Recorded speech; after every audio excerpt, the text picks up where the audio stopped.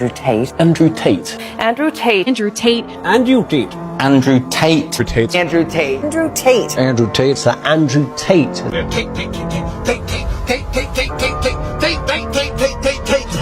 If you don't like what I do, but you watch everything I'm doing, you're still a fan. No evidence against me. Is this the end of your career, Andrew? So the sentencing for these charges could be anything from 12 to 15 years. It just depends on the accumulation of charges and so on and so forth. Imagine shooting a man with your last bullet, and he stands there, unfazed. Thinking my life, thinking it's right. Switching and missing the point to the right. Watching the thoughts in the back of my mind. Telling that I know for a fact that they mine. Watch me, I'm so. Is this the end of your career, Andrew? Absolutely not. This case file is empty. I know a lot of what he does is theater, right? A lot of what he does is very like satire. He plays the role of this boastful who smokes cigars and drives Lamborghinis, and that's his thing. Wait. Ask the police what evidence they have against me. It's nothing. According to the judicial document, there's not enough evidence to prosecute or convict. So right now, the entire basis of the evidence is just a remand while they look for more information. They're holding me because of media pressure. You are okay? They're persecuting me because I'm rich and successful. So in a recent podcast, Andrew Tate's manager, Satoru Shooter, reviewed the CCTV footage from the house of the victims who claimed Andrew Tate raped them. Take a look. It's highlighting the corruption in Romania and the West in a way as well. You know why I'm so mad? Because literally, right, if you go to their house, look at the camera footage, it's all there. The footage is all there. Why can't you just look at the footage? I've reviewed that system. They won't even touch it. Yeah, they won't, because they know he's innocent. Yep. That's why, which is crazy to me. To your point, mate, I've sat and reviewed informally. I mean, I've worked with security systems for mega facilities. I'm familiar with what constitutes a professional level CCTV system. Yeah. Whoever installed that was a pro. It's high def, it's got long data retention, and there's no black spots. There's full coverage inside and out of everything that happens. Yet for some reason, and I know the authorities have access to that, for some reason it's not being included. So there are so many holes here. Wow, that's crazy, bro. You've got a scenario where the legal documents were not given to Tate's team until 45 minutes before the hearing. And even then they looked at them and then took them back. And then one day before the next hearing, they were finally given 17,000 pages of documents, impossible to review within a day.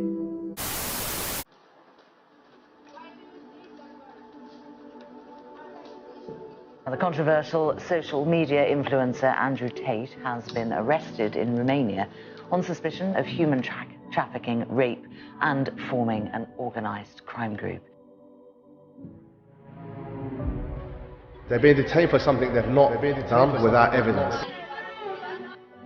Do you have a relationship now? Bro, I talk to him every day. And what do you think about him being cancelled? I think he'll win anyway. Being attacked is a sign of greatness. I feel like if you get attacked, that means you're doing something so big that people feel like they want to stop you. It was interesting. He flew me over. It was good. It was fun. Last night we went to Tate's house. Phenomenal experience.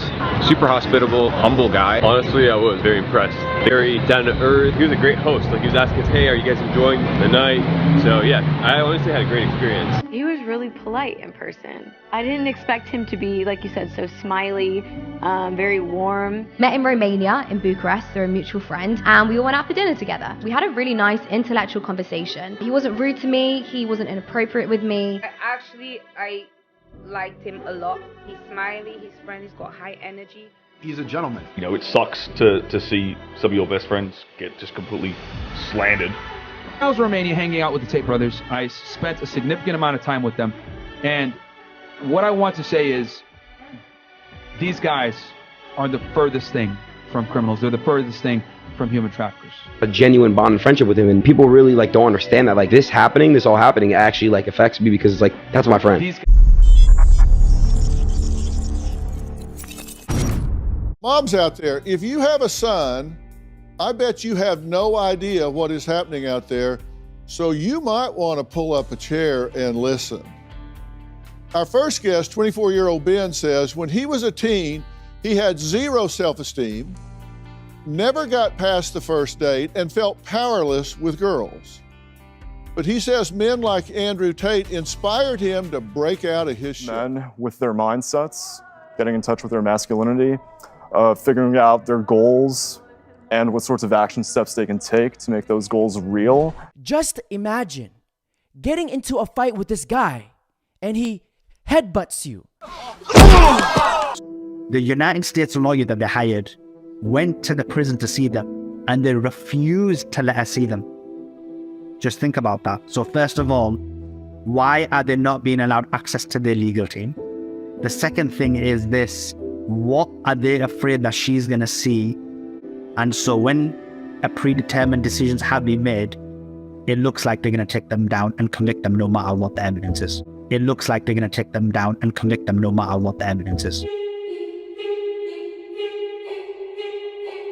The Tate brothers, and it's easy to have an opinion on what they're going through because of some of the statements they've made that people do not like. But put this in the context of, if this was your son or your brother who was jailed, your focus would not be on, you know, all of the things they may have said during their lifetime. You would be concerned with, does the prosecution have evidence of a crime? And if not, you would want your brother or your son to be home.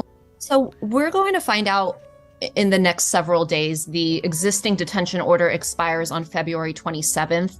And if the prosecution intends to extend that for another 30-day period, they'll have to make that request soon, and then we'll have a hearing on it. Obviously, our hope is that at this point they are released and that it's not extended. But am I optimistic about that? No. And I think an additional factor that weighs in is the tremendous amount of assets that have been seized. So almost $4 million worth of assets were seized from their residence.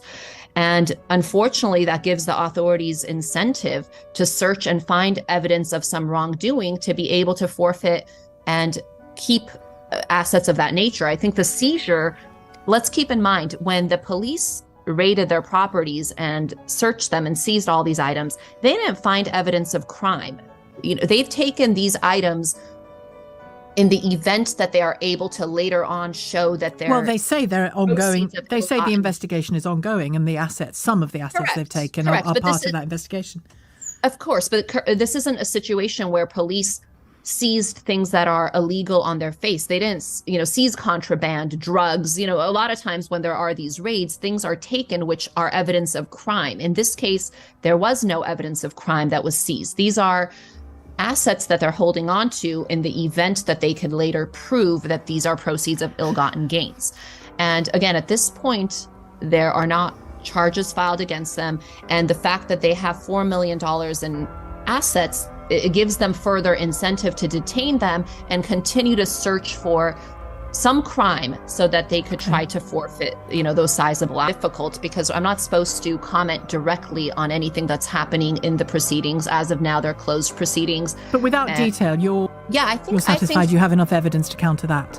I do. I don't think there's been any evidence that they're a danger to the community in terms of committing crimes. Again, I think at this point, they haven't been charged with crimes.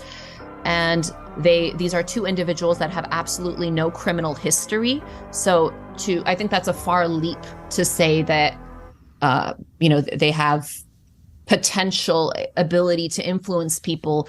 Again, we're trying to punish them for their ideas and for their thoughts and their freedom of expression, which is what we're not supposed to criminalize. And I think it's a very dangerous place to be headed. We've been hearing today from fathers in particular, for some reason today, that their young sons are interested and he is appealing to them for one reason or another. When he isn't talking about women, he often alludes to soy boys, meaning weak boys, and talks about depression not being a real thing, and has alluded to the fact that if he ended up in jail, he'd be depressed because of his circumstances. Is he depressed in jail? How is he coping in jail?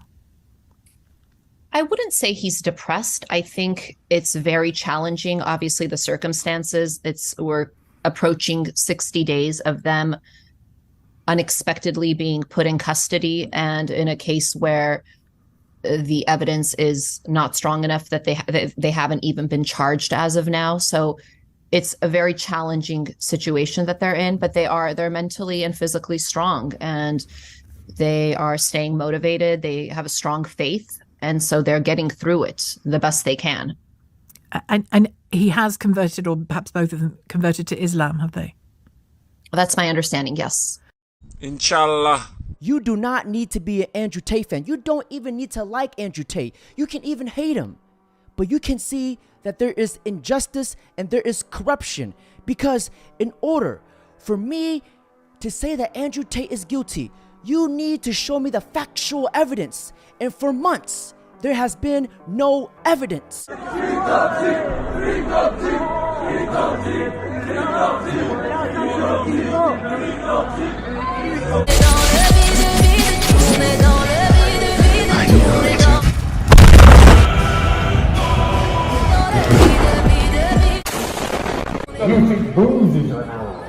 I was born